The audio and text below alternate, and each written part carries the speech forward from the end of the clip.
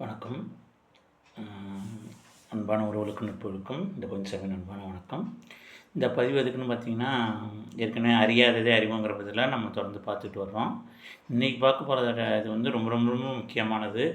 ஏன்னா இது நமக்கு தெரிஞ்சுக்கிட்டோம் அப்படின்னா, நம்ம வாழ்க்கையில் நிறைய விஷயம் பெரிய பெரிய சக்ஸஸ்ஃபுல்லான எல்லா அந்தந்த ஃபீல்டில் சக்ஸஸ்ஃபுல்லாக இப்போ இந்த ராஜீவ்காந்தியாக இருக்கட்டும், இந்திரா காந்தியாக இருக்கட்டும், நேருவாக இருக்கட்டும், நம்ம தலைவர் காந்திஜியாக இருக்கட்டும், அன்னை தெரசாவாக இருக்கட்டும், எல்லாம் இந்தந்த ஃபீல்டில் இப்போதைக்கு நடக்கிற இதில் வந்து தொழில் ரீதியாக அந்தந்த ஃபீல்டில் யாரெல்லாம் மேம்பட்டத்துக்கு நல்லா வளர்ந்துருக்காங்களோ அவங்கெல்லாம் வந்து பார்த்திங்கன்னா எப்படி வளர்ந்தாங்க, என்ன செஞ்சு வளர்ந்தாங்க அப்படிங்கிறது வந்து இதில் நான் சொல்ல போகிறேன். அந்த இதை வந்து நம்ம இந்த பாதை கடைப்பிடிச்சோம்னா நம்ம வந்துடலாமா, இது தெரியாமல் இவ்வளோ நாளாக இருந்துட்டுமே அப்படிங்கிறத சொல்கிற நினைக்கிற அளவுக்கு உங்களுக்கு கண்டிப்பாக இது வந்து உங்களுக்கு இருக்கும். அதை நீங்கள் கடைசி வரையும் பார்த்து தெரிஞ்சுக்கிட்டா இது கொஞ்சம் பெரிய வீடியோவோட போகும். அதனால் முடிஞ்சால் நான் கட் பண்ணி கூட போடுவேன். தொடர்ந்து மட்டும் பாருங்கள். அதே நேரம் வந்து லாஸ்ட்டாக அது முடியும் போது ஒரு எக்ஸ்பெரிமெண்ட்டோடு நான் முடிக்க போகிறேன். அந்த எக்ஸ்பெரிமெண்ட் பார்த்தா தான் உங்களுக்கு இன்னும் கிளியராக நான் சொல்கிறது இது புரிஞ்சிக்க முடியலனாலும் அது கிளியராக இவ்வளோ தானா, இதனால தான் நம்ம இப்படி இருந்துட்டோமா, இதை செய்யாமல் தான் இப்படி இருந்துட்டோமாங்கிற சொல்கிற அளவுக்கு கண்டிப்பாக உங்களுக்கு இது புரியும். அது வந்து கண்டினியூஸாக பாருங்கள். பார்த்துட்டு இதை வந்து பிடிச்சிருந்துச்சின்னா நிறையா பேருக்கு ஷேர் பண்ணுங்கள். முடிஞ்சால் அதை நீங்கள் எக்ஸ்பெரிமெண்டலாக செஞ்சு பார்த்துட்டு அதை உங்கள் ஃப்ரெண்ட்ஸுக்கெல்லாம் பக்கத்தில் எல்லாருக்கும் தெரியப்படுத்துங்க. நம்மளும் வாழ்க்கையில் கண்டிப்பாக நிறைய முன்னேற்றத்துக்கு வரலாம். ஏன்னா முன்னேற முடியாமல் இருக்கிறதுக்கான சில காரியங்கள் வந்து நம்ம அதையே தான் திருப்பி திருப்பி சிலது செஞ்சுக்கிட்டு இருக்கோம், அது தெரியாமல். அதை என்னன்னு விளக்குறதுக்கு தான் இந்த வீடியோ. பார்த்திங்கன்னா இப்போ மட்டத்தில் மேலே நல்லா டெவலப் போயிருக்காங்க எல்லாமே. பார்த்திங்கன்னா ஃபஸ்ட்டு விஷயம் கேட்குறதுக்கு அவங்க மட்டும் தயங்க மாட்டாங்க. அவங்களுக்கு என்ன வேணுமோ அதை கேட்டுருவாங்க. கூச்சப்படாமல் வெட்கப்படாமல் இவர் கொடுப்பாங்களா அப்படின்னு இது பண்ணாமல், இவங்கள்ட்ட போய் கேட்கணுமா அப்படின்னு நினைக்காம, இவங்கள்ட்ட போய் கேட்க போகிறோம் அப்படின்னு நினைக்காம, அதுவும் மேல்மட்டத்தில் இவங்கள்ட்ட போட்டால் நமக்கு கிடைக்குமா அப்படின்னு நினைக்காம, ரொம்ப ஓலம் இவங்கள்ட்ட போய் கேட்கணும், நம்ம போய் நம்ம இருக்கிற ஸ்டேட்டஸ்க்கு அப்படின்னு நினைக்காம, என்ன வேணுமோ அவங்களுக்கு அதை கண்டு தயக்கம் இல்லாமல் கேட்டாங்க, கிடைக்குங்க நம்பிக்கையோடு கேட்டாங்க, எல்லாமே பெற்றுட்டாங்க. நம்ம வந்து அதுலேயே வந்து தயக்கம்லாம் நிறைய காமிக்கிறோம், கூச்சப்படுறோம், வெட்கப்படுறோம். அதையெல்லாம் நீக்கி போட்டால் மட்டும்தான் நம்ம வந்து இது பண்ண முடியும். அப்புறம் சில விஷயம் என்னென்னா, என்ன நமக்கு வேணுங்கிறது தெளிவாகவும் கேட்குறதில்ல. அது சாதாரணமாகவே கேட்டால் கிடச்சிரும், அது இப்படி தான் பெற்றிருக்காங்க. அது ஆன்மீக ரீதியாக எடுத்துட்டாலும் கேட்குறவனும் பெற்றுக்கொள்வான் அப்படிங்கிறது வார்த்தை இருக்குது. அந்த இதுபடி நம்ம கேட்டிருந்தாலே பெற்றுக்கலாம். அப்படி வச்சு தான் அவங்களாம் பெற்று போயிட்டே இருக்காங்க. நம்ம வந்து கேட்குறதுல என்ன கேட்கணும்னு ஒரு தெளிவு இல்லாமல் இருக்கிறோம். நமக்கு என்ன வேணுமோ அதை கேட்காம நம்மளாம் வந்து வேறு மாற்றி, இப்போ ஒரு நம்ம சின்ன பிள்ளை வந்து என்ன செய்யுதுன்னா, ஒரு நம்ம வீட்லேயே ஓடிட்டே இருக்கு, வேகமாக ஓடுது. சின்ன பிள்ளை வைக்கிட்டு விழுந்துருது. இப்போ எல்லாம் தான் டைல்ஸ் போட்டிருக்கோம்ல, வைக்கிட்டு விழுந்துருது. அப்போ நம்ம வந்து அதுக்கிட்ட என்ன நம்ம எதிர்பார்க்குறோம், அதுக்கிட்ட கேட்குறோம், என்ன அதுக்கிட்ட எதிர்பார்க்குறோம் அப்படின்னு பார்த்தீங்கன்னா, அது மெதுவாக போகணும்னு நம்ம எதிர்பார்க்குறோம். ஆனால் நம்ம அது வந்து நேரடியாக வந்துட்டு இந்த மெதுவாக போங்கிறத கேட்க மாட்டோம். என்ன செய்கிறோன்னா, தம்பி வேகமாக போகாத இதையே தான் திருப்பி திருப்பி சொல்லிகிட்டு இருக்கோம். ஆனால் நமக்கு வேண்டியது அவன் வந்து வேகமாக போகக்கூடாதுங்கிறதா, மெதுவாக போகணுங்கிறதா. நமக்கு தேவையானது மெதுவாக போகணுங்கிறது தான். இப்போ நீங்கள் மெதுவாக போக தம்பி அப்படின்னு சொன்னாலே கண்டிப்பாக அவன் புரிஞ்சுக்கிட்டு மாறி வந்துடுவான். அது எக்ஸ்பிளைன்மெண்ட்டில் நான் சொல்கிறேன், இப்போ உங்களுக்கு நல்லாவே புரியுது ஏன் இந்த வார்த்தையை சொல்கிறேன் அப்படின்னு. ஆனால் வேகமாக போகாதன்னு சொல்லும் போது பார்த்திங்கன்னா, அவன்கிட்ட நம்ம என்ன பண்ணுறோன்னா, வேகமாக போகாதன்னு சொல்லும் போது மெதுவாக வா போ அப்படின்னு சொல்லும் போது அந்த ஒன்று தான் பதில், அதுதான் நமக்கு தேவை. ஆனால் வேகமாக போகாதன்னு சொல்லும் போது அவன் என்ன எடுத்துக்கலாம், உடனே மெதுவாக போகணுன்னு தான் எடுத்துக்கணும்னு அர்த்தம் இருக்கா? என்ன அவங்க வேகமாக போகாதன்னு நம்ம அப்படியே உட்காந்து இருக்க சொல்கிறாங்களா நம்மளை, இல்லை உருண்டு பறந்து போக சொல்கிறாங்களா? அப்படிலாம் ஒரு பதில் அது உள்ளே இருக்குல்ல. அப்போ நமக்கு கடவுள் கொடுக்கணும்னு நினைக்கும் போது நம்ம எது தெளிவாக கேட்காதுங்கனால நம்மளால் கொடுக்க முடியாமல் அவர் கூட குழம்பி போயிருக்கிற மாதிரி இருக்காருன்னு வச்சுங்களேன். இப்போ சின்ன பிள்ளைங்களையும் அப்படி தான். அதனால தான் இப்போ நம்ம எது வேணும், நமக்கு வேண்டியது அவர் மெதுவாக போகணும். அப்போ மெதுவாக போகணும்னு சொன்னாலே போதும்.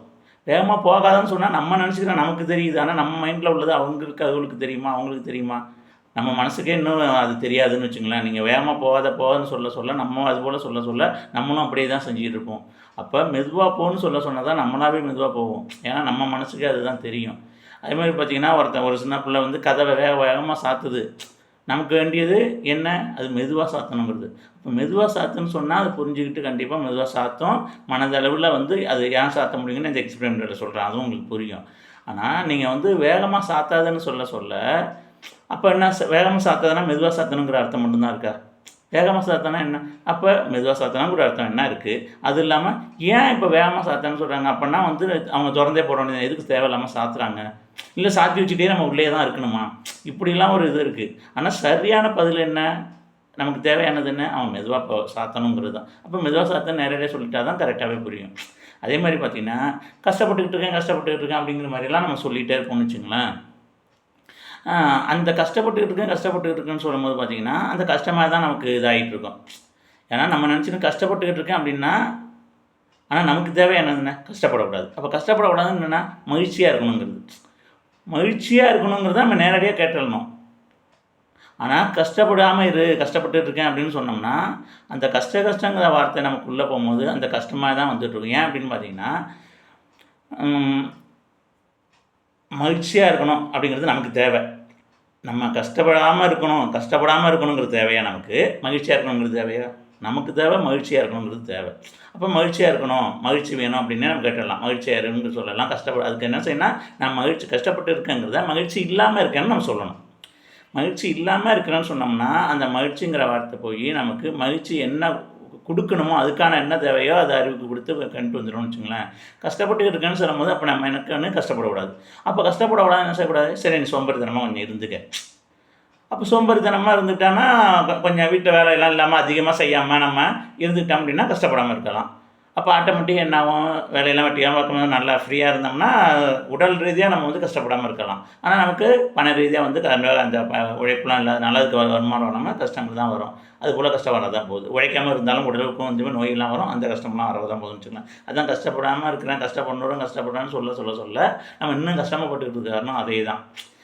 இல்லை சார் நான் நல்லா தான் உழைச்சிட்டு இருக்கேன், சோம்பேறி ஆகனா இல்லை, ஆனால் கஷ்டப்பட்டுக்கிட்டு தான் இருக்கேன் அப்படின்னு சொல்கிறீங்க அப்படின்னா, சில பேர் பார்த்தீங்கன்னா நான் கஷ்டப்பட்டுன்னு சொல்கிறாங்க, இல்லை கஷ்டப்படக்கூடாதுன்னு சொல்கிறாங்க. ஆனால் செய்கிறது நல்லா தான் உழைச்சிக்கிட்டு இருக்காங்க. ஆனால் அதே கஷ்டத்தில் தான் இருக்காங்க. எப்படின்னு பார்த்தீங்கன்னா, இப்போ கஷ்டப்படக்கூடாதுங்கும் போது பார்த்தீங்கன்னா கொஞ்சம் ஈஸியாக கிடைக்கணுங்கிற மாதிரி ஒரு சில செயலில் தான் அவங்க இறங்குவாங்க. கஷ்டப்படாதுங்கக்கூடாது. இப்போ பார்த்தீங்கன்னா சில பேர் இந்த சாராயம் விற்கிறது, கஞ்சா பொருள், அதுபோல் நமக்கு நல்ல பணக்காரனாக ஈஸியாக ஆகலாம். ஆனால் நமக்கு ரொம்ப கஷ்டம் கிடையாது. அவங்களே நம்மளை தேடி வருவாங்க, நம்ம தேடி போயெல்லாம் கொடுக்கவும் இல்லை. அதுபோல் இதில் நம்ம எடுக்கிறாங்கன்னு வச்சுங்களேன். அப்போ என்ன ஆகும், அவங்க கஷ்டப்படவில்லை, தானாக தேடி தான் போய் எல்லாம் வாங்கிக்கிறாங்க, இது பண்ணிக்கிறாங்க. ஆனால் அது போலீஸில் மாட்டினா அது சரியான செயலா? அப்போ அதில் மேற்கொண்டு அந்த கஷ்டத்துலேயே தான் போயிட்டுருப்பாங்க. அதே நேரம் நான் மகிழ்ச்சி இல்லாமல் இருக்கேன் அப்படின்னு கஷ்டப்படுறேன்னு சொல்லாமல் மகிழ்ச்சி இல்லாமல் இருக்கேன்னு நினச்சி பாருங்கள். அப்போ உங்களுக்கு வேண்டியது என்ன, மகிழ்ச்சி இல்லாமல் இருக்குன்னு சொல்கிறீங்க. அப்போ மகிழ்ச்சியாக இல்லாமல் இருக்கிறவங்க போய் மகிழ்ச்சி அடையணும்னா போய் அந்த சாராய தொழிலெலாம் செய்வாங்களா? அதில் எப்படி மகிழ்ச்சி அடைய முடியும்? இப்படிப்பட்டோம்னா மகிழ்ச்சிலாம் போய்டும், அவமானமாக போய்டும். அப்போ என்னென்னா ஆட்டோமேட்டிக்காக மாறிடுவாங்க. இது சாதாரணமாக எப்படி நம்ம கேட்கணுங்கிறது நேர்மறை வாக்கியம், எதிர்மறை வாக்கியம் இருக்குது. அந்த நேர்மறையான என்ன கேட்கணுமோ அதை சரியாக கேட்கணும், அந்த இதை புரிஞ்சுக்கிட்டு அப்படிங்கிறது இருக்குது. இதை நான் எக்ஸ்பெரிமெண்டலாக உங்களுக்கு சொல்கிறேன் அப்படின்னு பார்த்தீங்கன்னா இன்னுமே நல்லா உங்களுக்கு அந்த இது புரிஞ்சிடும். இப்போ இந்த சொன்னல கதவு சாத்தக்கூடாது அப்படின்னு, இப்போ ஒரு பையன் இருக்கான், அவன் வேகமாக தள்ளி சாத்திக்கிட்டே இருக்கான். அப்போ நமக்கான வேண்டியது என்ன ரிசல்ட்டு, நம்ம என்ன மட்டும் கேட்கணும், மெதுவாக சாத்தணுங்கிறது. அப்போ தம்பி நீ மெதுவாக சாத்துன்னு சொல்லுங்கள். இது அப்படியே நீங்கள் எக்ஸ்பெரிமெண்டலாக அப்படியே நினச்சி பாருங்கள் அந்த காட்சியை. தம்பி மெதுவாக சாத்து அப்படிங்கும்போது அந்த அந்த காட்சி போய் சாத்தினா அப்படியே மெதுவாக சாத்துறதா போகும். அது அவனுக்கு படமாக மனசில் பதிஞ்சிடும். அதே நேரம் நீங்கள் வேகமாக சாத்தாத அதை சொல்லி பாருங்கள் வேணாம். அது ரெண்டும் அர்த்தம் ஒன்று தான்.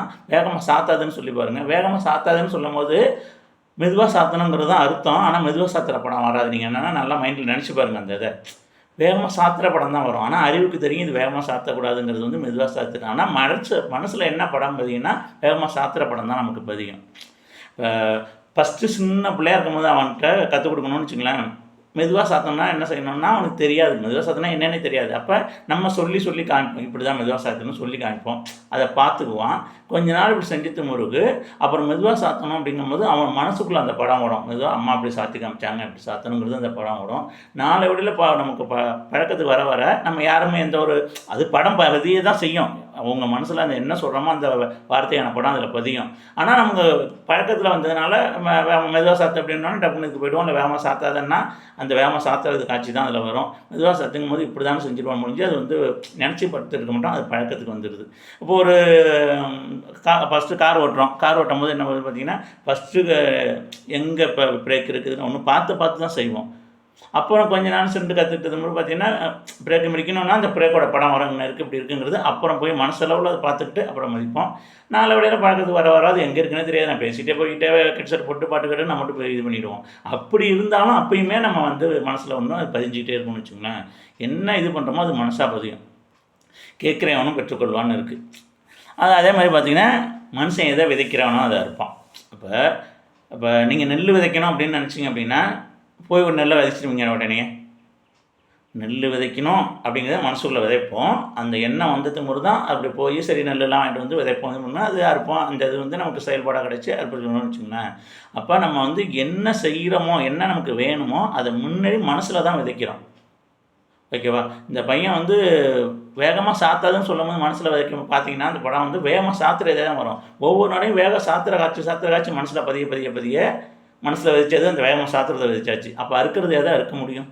அந்த வேகமாக சாத்துறதுன்னு இருக்கணும். அப்போ வேகமாக சாத்துறது தான் அவனுக்கு வர போகுது. அவன் எப்படி கற்றுக்குவான் மெதுவாக சாத்தணுங்கிறது? அதுதான் அறுக்க முடியும். அதுக்கான சூழ்நிலை தான் உண்டாகும்.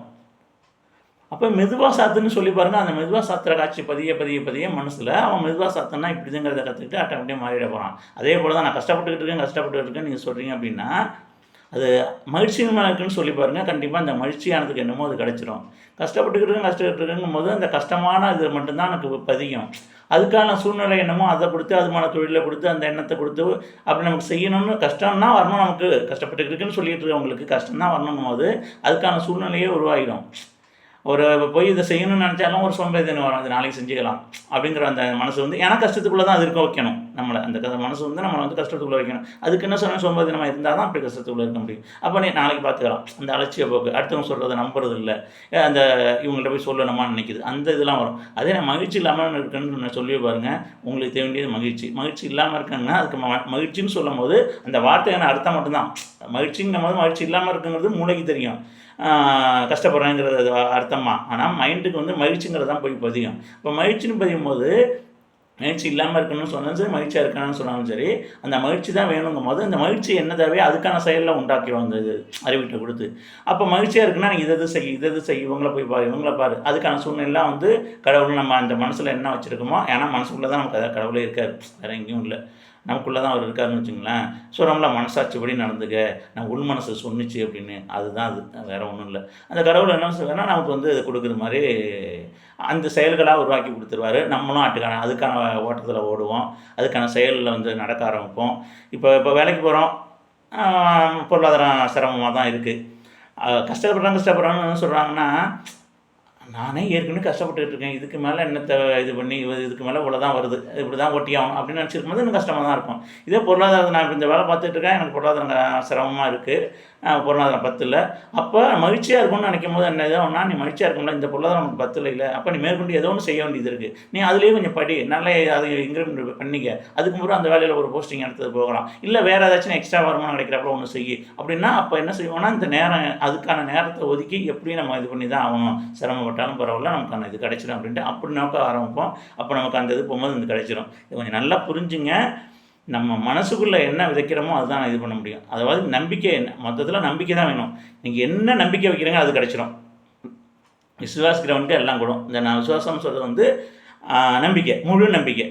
சில இதில் உணவுன்னு சொல்லுவாங்க, சாப்பாடுன்னு சொல்லுவாங்க, போஜனம்னு சொல்லுவாங்க. அது மாதிரி விசுவாசங்கிறது வந்து ஆன்மீக ரீதியான உள்ள வார்த்தைன்னு வச்சுங்களேன். அப்போ நீங்கள் எதை விசுவாசிக்கிறீங்களோ அதை அறுத்துருவீங்க, எதை முழுசாக நம்புறீங்களோ அதை எடுத்துருவீங்க. இது நம்மளால் முடியும் செஞ்சுருவோம்னு நினச்சி நம்பினாலும் அதை அறுத்துருவீங்க. இது நம்மளால் முடியாதுன்னு நினச்சி நம்பினாலும் அது நம்பிக்கை தான். அந்த நம்பிக்கையும் அறுத்துருவீங்க. அப்போ நமக்கு கிடைக்காது. இப்போ நம்ம எதை நம்பிக்கையில் வைக்கிறோமோ, மனசுக்குள்ள பதிஞ்சு வைக்கிறோமோ அதுதான் நமக்கு ரிசல்ட்டாக கிடைக்க போகுது. இதை கொஞ்சம் நல்லா புரிஞ்சுட்டு எக்ஸ்பெரிமெண்டெல்லாம் செஞ்சு பாருங்கள். கொஞ்சம் வார்த்தைகளை பார்த்து பேச ஆரம்பிங்க. நேர்மறையான சிந்தனையான வார்த்தையை பேச ஆரம்பிங்க. ஆட்டோமேட்டிக் உங்கள் வாழ்க்கை மாறும், நல்லாவே இருக்கலாம். அப்படி இல்லாமல் நம்ம வாழ்ந்த காலத்துலேருந்து இப்படி சொல்லி கொடுத்து நம்ம இப்படியே வாழ்ந்து இப்படியே கஷ்டப்பட்டுக்கிட்டே இருக்கிறோம். இதை மாற்றணுன்னா கொஞ்சம் எனக்கு தெரிஞ்ச வரைக்கும் நான் அப்புறம் மாறிட்டு வந்துட்டுருக்கேன். அது நல்லாவே இருக்குது. அதை உங்களுக்கும் தெரியப்படுத்தணும் அப்படிங்கிறது தான் இது பண்ணுறேன். நன்றி, வணக்கம். அடுத்த வரைக்கும் நிறையா நல்லா பார்ப்போம், நிறைய காட்சி. தேங்க்யூ.